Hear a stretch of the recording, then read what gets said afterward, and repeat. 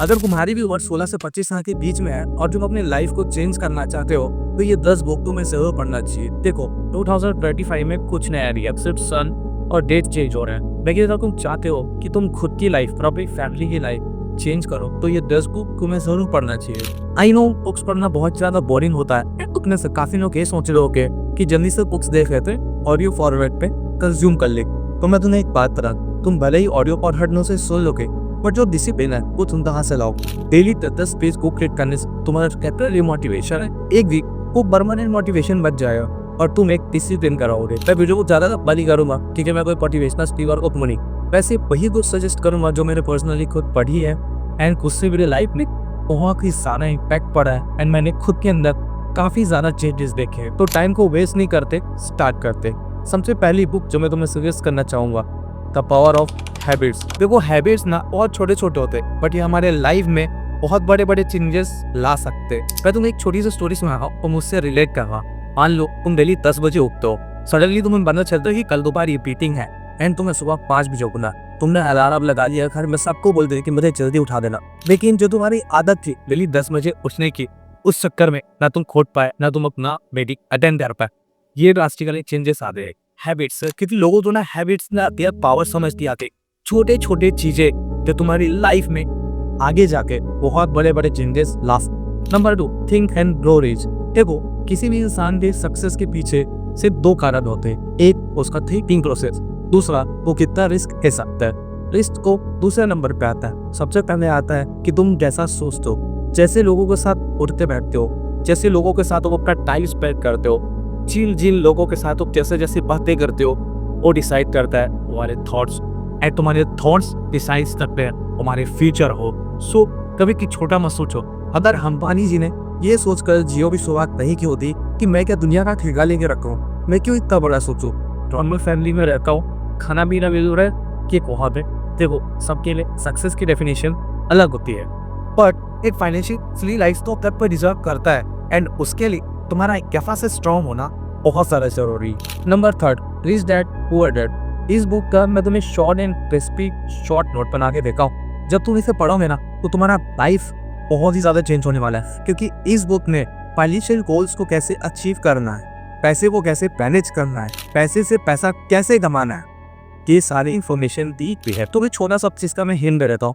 एक बच्चा रहता है, उसके 2 डैड रहते हैं। वो स्टोरी में सच के 2 डैड नहीं है, मतलब तू खोदोगे भाई क्या सिखा रहा है होता है, एक डैड पुअर होता है, एक डैड रिच होता है।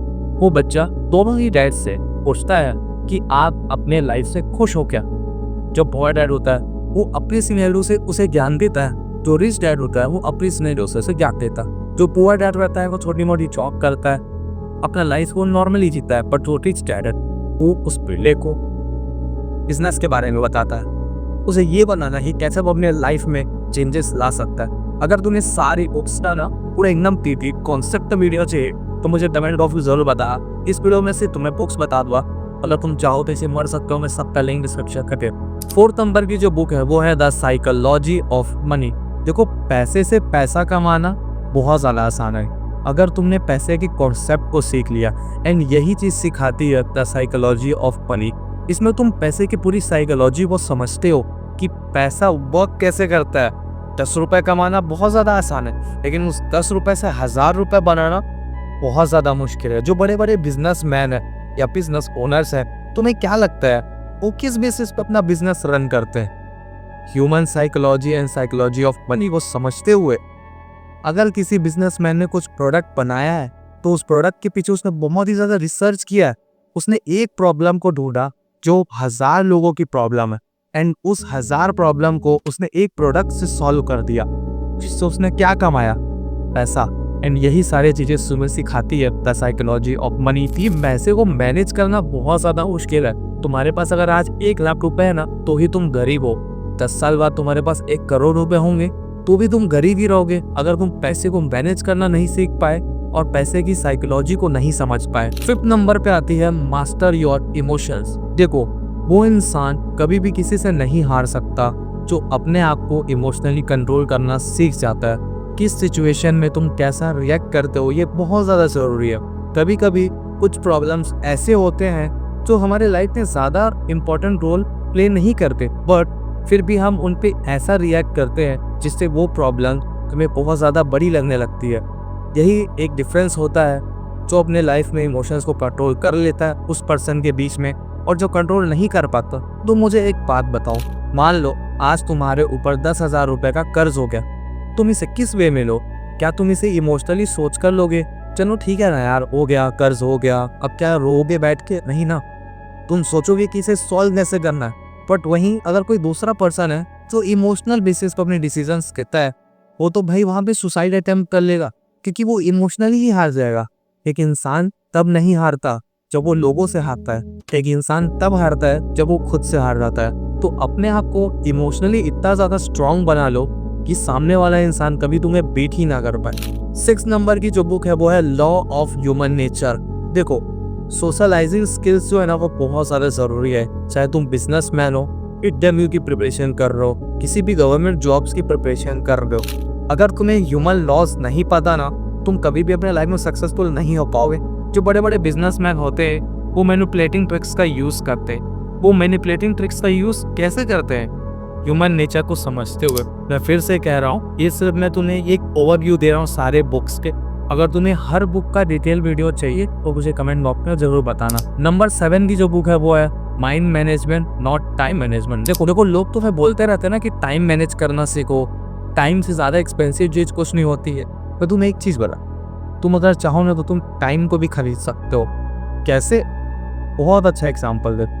मान लो तुम कंटेंट क्रिएटर हो, 3 बार वीडियो शूट करते हो, उसे एडिट करते हो, एडिट करने में तुम्हारे 2 से 3 घंटे लग जाते हैं, स्क्रिप्टिंग करते हो उसमें 2 से 3 घंटे लग जाते हैं। फॉर एग्जाम्पल तुम अच्छा खासा अर्न कर रहे हो, तुमने ऐसे इंसान को ढूंढा जो तुम्हारे लिए उस वीडियो को एडिट कर रहा है, बदले में तुम उसे पे कर रहे हो। एंड ऐसे इंसान को ढूंढा जो तुम्हारे लिए स्क्रिप्टिंग कर रहा है, बदले में तुम उसे पे कर रहे हो। तो यहाँ तुमने पैसे से टाइप को खरीदा था। जो टाइप तू खारा जा रहा था एडिटिंग और स्क्रिप्टिंग में, जस्ट थोड़े से पैसे देने से तुम्हारा वो टाइम सेव हो गया, एंड अब वो टाइम तुम किसी और चीज में यूज कर सकते हो। इस तरह से तुम टाइम को भी खरीद सकते हो। सारा खेल बस तुम्हारे दिमाग का है, तो ये को सब क्लियर कर देगा। नंबर 8 में जो बुक आती है वो है द पावर ऑफ नाउ। देखो तुमने हर किसी के मुंह से सुना होगा कि कल कर दे, कल कर दे। अभी न्यू ईयर रिवॉल्यूशन आ रहा है, हर कोई प्लान कर रहा होगा कि अभी इस न्यू ईयर में मैं ये करूंगा, वो करूंगा।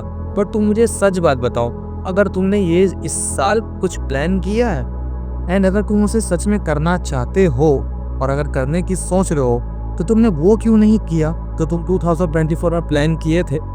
उसे भी तो तुमने न्यू ईयर में प्लान किया था। यही डिफरेंस होता है। ये बुक तुम्हारे पूरे माइंड को ना एकदम क्लियर कर देगा। तुम्हारे माइंड में जो वेंसर्स ने कचरा भर दिया ना कि यार न्यू ईयर है, ये करो, वो करो, मेरे मायने में तुम तब तक कुछ नया स्टार्ट मत करो जब तक तुम कुछ चीज को खत्म ना करो जो तुमने स्टार्ट किया था। नंबर 9 पे जो बुक आती है वो बेसिकली एकदम सिमिलर है जो मैंने भी तुम्हें पहले बुक्स बताई। इस बुक का नाम है द ओवर थिंकिंग क्योर। ये बुक टोटली बेस्ड है तुम्हारे ओवर थिंकिंग के ऊपर, क्योंकि आज के टाइम पे काफी ज्यादा सुसाइड भी इसी कारण से होते हैं। लोग अपने माइंड सेट को नहीं संभाल पाते, लोग अपने थिंकिंग को नहीं कंट्रोल कर पाते। एंड ओवर थिंकिंग आज के टाइम पे ना डिप्रेशन का बहुत बड़ा कारण है। लोग डिप्रेशन को बहुत हल्के में लेते हैं कि डिप्रेशन एक्चुअली एकदम लाइट है। बट मैं तुम्हें एक बात बताऊं, जो पर्सन डिप्रेस्ड बैठा है ना, तुम उससे आके पूछो कि वो डिप्रेशन में कैसा फील करता है। अगर तुम्हें 2025 में अपने माइंड सेट को पूरा चेंज करना है, तुम्हें ये बुक जरूर पढ़नी चाहिए। And last but not the least, number 10 की बुक है who will cry when you die. ये बुक ना बहुत ज़्यादा इंटरेस्टिंग है एंड मेरी फेवरेट है, क्योंकि लोग ना हमेशा दूसरों को खुश करने के चक्कर में बैठे रहते हैं। वो ये सोचते हैं यार मैं इसको भी खुश कर दूँ, इसको खुश कर दूँ। बट मुझे एक बात बताओ, जब तुम रहोगे ही नहीं तब क्या होगा? मैं तुम्हें बताता हूँ, जब तुम मरोगे तब तुम्हारे साथ कुछ नहीं होगा, कोई तुम्हें याद ही रखे, सब तुम्हें बुरी जाएंगे। सो दूसरों को ना खुश करने के पीछे मत भागो, सिर्फ अपने इनर सेल्फ को खुश करो। जब तक इस दुनिया में हो अच्छे से जियो, चाहे वो फाइनेंशियली हो, इमोशनली हो, प्यार हो, मोहब्बत हो, जो भी हो, हर चीज को अच्छे से जी कर जाओ ना, तुम्हारा थोड़ी होगी जिंदगी में। अगर और कुछ टॉपिक्स हैं जिस पे तुम्हें वीडियोस चाहिए तो मुझे जरूर बता। कहाँ चले भाई, सब्सक्राइब भी कर दो यार।